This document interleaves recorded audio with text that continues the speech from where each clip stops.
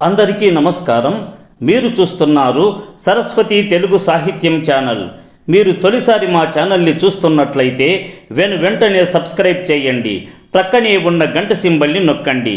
తద్వారా మేము చేసే కొత్త వీడియోలు మీకు నోటిఫికేషన్ రూపంలో రావడం జరుగుతుంది. నరేంద్రునికి సంబంధించినంత వరకు ఆ రోజుటి సమావేశం తనకంత ఉపయోగకరం అనిపించలేదు. ఏదో సురేంద్రనాథ్ దత్త బలవంతం పెట్టడంతో వచ్చి అక్కడ పరమహంస ముందు కీర్తనలు పాడారు. కొద్ది రోజుల్లోనే నరేన్ పరీక్షలు కూడా పూర్తి అయ్యాయి. ఉత్తీర్ణుడయ్యాడు. తన తల్లిదండ్రులు అతనికి వివాహం చేయాలని అనుకుంటున్నారు. ఒక పెద్ద కుటుంబం నుంచి సంబంధం వచ్చింది. కానీ నరేంద్రుడు వివాహానికి అంగీకరించలేదు. పవిత్రత, సత్యం, ధర్మం వంటి లక్షణాలతో విరాజిల్లేవాడు. నరేన్ బ్రహ్మచర్యము, సత్యనిష్ట వంటి లక్షణాలను ఎప్పటికీ విడిచిపెట్టేవాడు కాదు. కానీ పెళ్లి కూతురు కాస్త నల్లగా ఉండడం వలన అమ్మాయి తండ్రి 10,000 కట్నం ఇవ్వడానికైనా వెనుకాడలేదు. నరేంద్రుని తల్లి, బంధువులు అతనికి వివాహం చేసుకోమని ఎంతగానో నచ్చజెప్పారు. కానీ నరేన్ లొంగలేదు. చివరికి రామచంద్ర దత్త నరేన్ ఆధ్యాత్మిక లక్ష్యాల కారణంగా వివాహాన్ని నిరాకరిస్తున్నాడని తెలుసుకొని, భగవంతుని అనుభూతిని పొందాలంటే నీవు ఈ బ్రహ్మ సమాజం చుట్టూ తిరగడం మానివేయుము, దక్షిణేశ్వరంలో ఉండే రామకృష్ణ పరమహంసల వద్దకు వెళ్ళు అని నరేంద్రునికి చెప్పాడు. ఒకసారి నరేన్ ఇంటి పొరుగున నివసిస్తున్న సురేంద్రుడు కూడా నరేన్ని తనతో పాటు దక్షిణేశ్వరానికి రమ్మని ఆహ్వానించాడు. భగవంతుని గూర్చి తెలుసుకోవాలని తీవ్రమైన తపనతో ఉన్న నరేంద్రుడు ఈరోజు ఎలాగైనా పరమహంసను తనలో రగులుతున్న ప్రశ్నను అడగాలని అనుకుంటాడు. సురేంద్రునితో పాటు తన మిత్రునితో కలిసి నరేన్ గుర్రపు బండిలో దక్షిణేశ్వరానికి వెళ్ళాడు. కలకత్తా నగరానికి 10 కిలోమీటర్ల దూరంలో గంగా నదీ తీరాన దక్షిణేశ్వరం ఉన్నది. అక్కడ రాణి రాస్మణి అనే జమీందారు వంశస్థురాలు నిర్మించిన ఆలయాలు ఉన్నాయి. ఆ ఆలయాలలోకెల్లా ప్రసిద్ధమైనది భవతారిణి కాళికాలయం. అక్కడున్న ఒక చిన్న గదిలో శ్రీరామకృష్ణుల వారు నివసిస్తున్నారు. నరేంద్రుడు తక్కిన వారితో కలిసి వెళ్ళి కాళికాలయంలోకి ప్రవేశించారు. ఆ తరువాత శ్రీరామకృష్ణుల గది వైపుగా వెళ్ళారు. వారు ఆ గదిలోకి వెళ్ళగానే పలువురు భక్తులు కూర్చొని ఉన్నారు. అప్పుడు నరేన్ భక్తులతో పాటు చాప మీద కూర్చున్నారు. శ్రీరామకృష్ణులు అతడిని చూశాడు. అతడిని కీర్తనలు పాడమని అడిగారు. అప్పుడు నరేంద్రుడు బ్రహ్మ సమాజంలో పాడే కొన్ని కీర్తనలు పాడారు.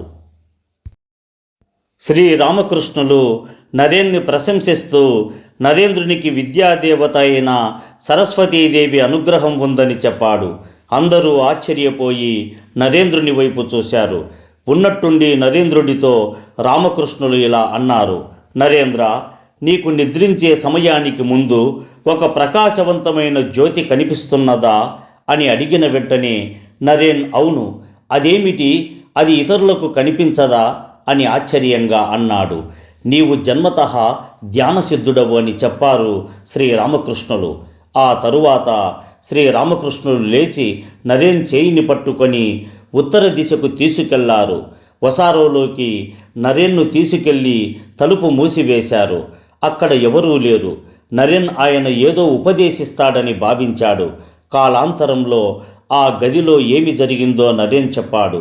నా చేతిని పట్టుకొని కళ్ళ వెంట ఆనంద బాష్పాలను స్రవిస్తూ బాగా తెలిసిన వ్యక్తిలా అనురాగం, అభిమానం బయటపెట్టే స్వరంలో ఆయన నాతో విలపిస్తూ, ఏమిటి ఇంత ఆలస్యంగా వచ్చావు? లౌకికులు, సామాన్య ప్రజల మాటలతో నా చెవిలో తూట్లు పడినట్టయ్యాయి. నా ఆత్మానుభవాన్ని గురించి ఒక యోగ్యత, అర్హత కలిగిన వానితో సంభాషించాలని ఎంతగానో పరితపించాను. అయ్యా, మీరు సనాతన ఋషి అయిన నరుడు, నారాయణుని అవతారం. జనాల దుఃఖాన్ని నశింపజేయడానికి ఈ జగత్తులో జన్మించిన వాడవు అని అన్నాడు. కానీ అప్పుడు నాకేమీ అర్థం కాలేదు. నేను నా మనస్సులో నేను విశ్వనాథ్ దత్త కుమారుడిని, కానీ ఈయన నన్ను ఋషి అని, నారాయణుడని ఏదేదో అంటున్నారు. ఇందులో ఎటువంటి సందేహం లేదు. ఈయన ఖచ్చితంగా పిచ్చివాడే అని అనుకున్నాను. కానీ నేను అక్కడ ఏమీ మాట్లాడలేదు అని కాలానంతరంలో నరేంద్రుడు చెప్పాడు. ఆ తరువాత శ్రీరామకృష్ణులు తన గదికి తిరిగి వచ్చారు. నరేన్కు తన చేతులతో తానే స్వయానా మిఠాయిలను తినిపించాడు.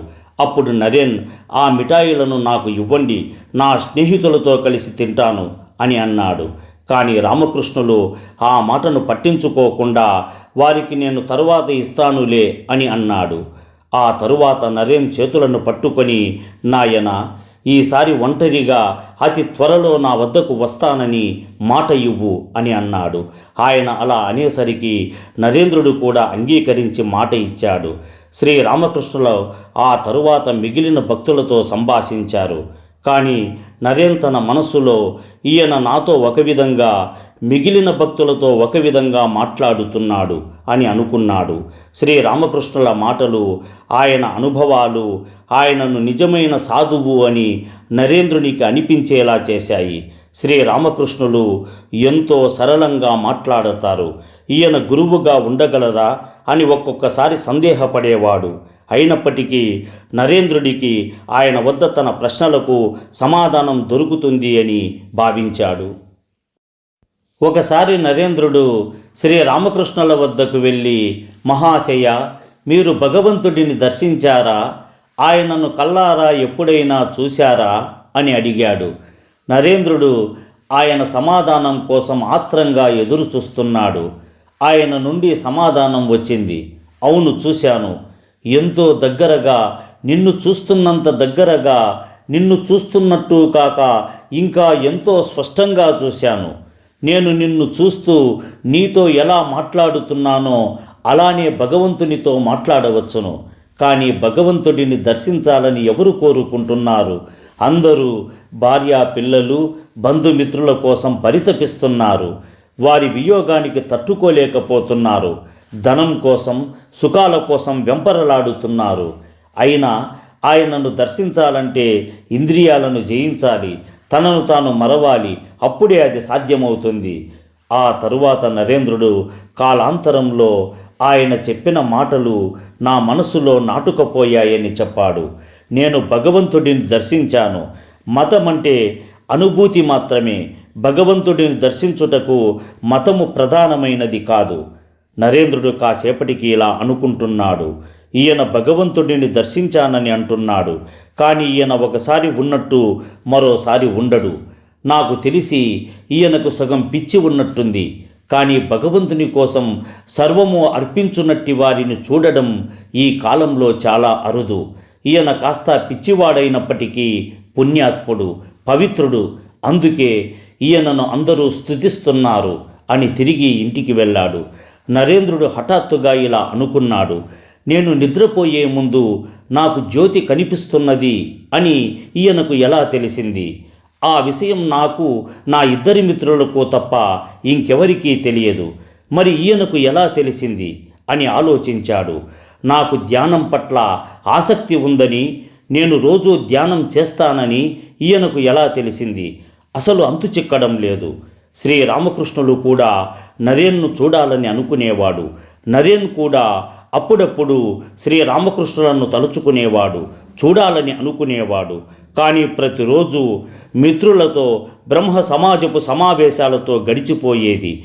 నరేన్కి శ్రీరామకృష్ణులను కలిసిన తరువాత భగవంతుడిని గురించి ఒక అవగాహన ఏర్పడినప్పటికీ రామకృష్ణుల గురించి నరేన్కి స్పష్టత లేదు. అతడు దక్షిణేశ్వరానికి వెళ్ళకపోవడానికి అది ప్రధానమైన కారణం. కానీ అక్కడికి త్వరలోనే వస్తానని మాటిచ్చాడు. నెల రోజుల తరువాత దక్షిణేశ్వరానికి వెళ్ళాడు.